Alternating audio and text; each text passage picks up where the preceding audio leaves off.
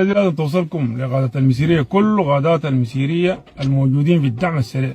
طبعا انتوا يعني 10% من القادات، الباقيين دول كلهم تعرفينهم قاعدين من باقي القادات بتاعنا المسيرية، لكن ال10% دي الرسالة دي لازم توصلكم. ايوه انا داير اشرح لكم بس حاجة معينة عن ابو جود المسيري وكوشيب. الناس دي ابو جود ده كان متهم بشنو؟ وجود متهم باع 2 كروزر برا ومشى شكله يتعالج بها وقضى بها بعض الامور الاداريه لجنوده المصابين والحياه دي. دي قضيه اي زول فيكم عارفها صح؟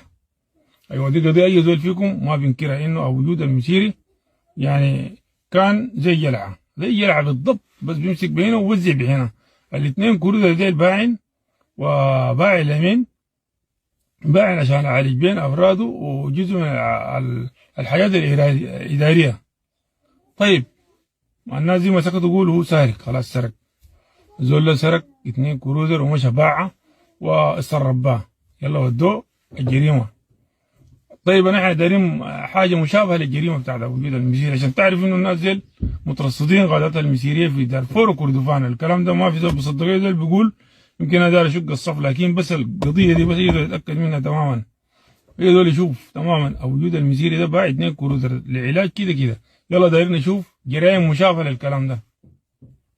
امسك امكم عبد الرحيم ذات عبد الرحيم ده وقت قام ماشي نيروبي يشارك في حكومه تاسيس، مشى كان خلى كم؟ خلى 2000 عربيه في اتجاه صح؟ في حصار الفاشر ده خلى 2000 عربيه، 2000 عربيه جاهزه مجهزه بناسا، معظمهم اهله المهريه والمهريه بتاع ليبيا وبتاع افريقيا الوسطى القاعدين هناك ديل، اولاد عمومته مباشره خلي لهم 2000 عربيه دي. وقت مشى تم 20 يوم بما يدعي بحكومه التاسيس، وجا راجع جا لقى كم عربيه. كل الناس بتكون عارفه الكلام ده، اي زول قاعد وانت اذا ما عارف اضرب تلفون واتاكد من الموضوع ده. جا لقى راجع لقى فيه 200 عربيه، 200 عربيه فقط. ال 200 عربيه الثانيه العربات الثانيه دي 800 عربيه فاتت وين؟ 800 عربيه دي ما جات راجعه منها عربيه نهايه، بقى يقبضوا في الشوارع ساي بس عشان تمويل عدده. الناس وفي فلان ابن فلان شال عربيه الغاضي عن الطرب، بخش ابوه بخش خاله ده قريب حميد تيمي وين قريب عبد الرحيم وين غايته بيباصوا الشغله. السارق 10 عربيه، البائع 10، كلين طفطفون ما بيقدر فيهم دخل السجن نهائي. انت دخلت ليه بس في 2 عربيه و2 عربيه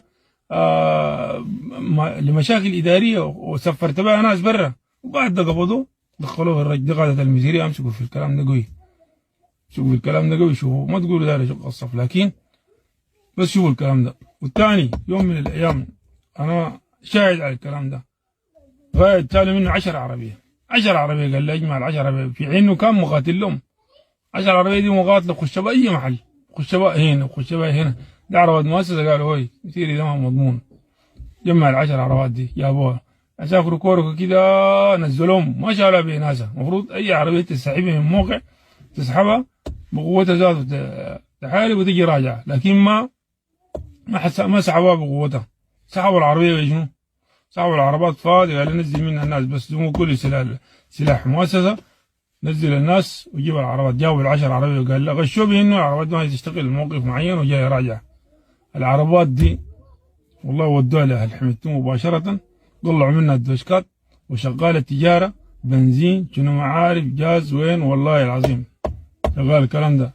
الكلام ده يزول كان يشاهدوا بيتاكد منه كلامي ده كان صح ولا ما صح، وهم عارفين لغايه انه شال من العربات. وليه ولا ماشي بكر عينه بدخل معارك بكر عينه.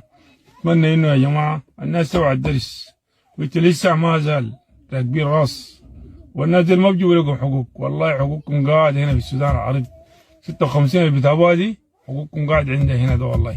والله حقوقكم قاعد هنا، حقوقكم ما عند المهريه. المهريه دايرين ياسسوا لحكم المملكه. احنا هو مملكه بتاعت يعني بدون علم.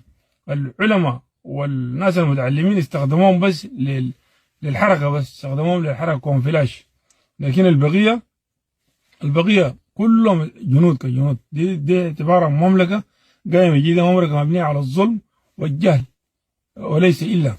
يعني هسه انتوا كلكم الناس بتشاهد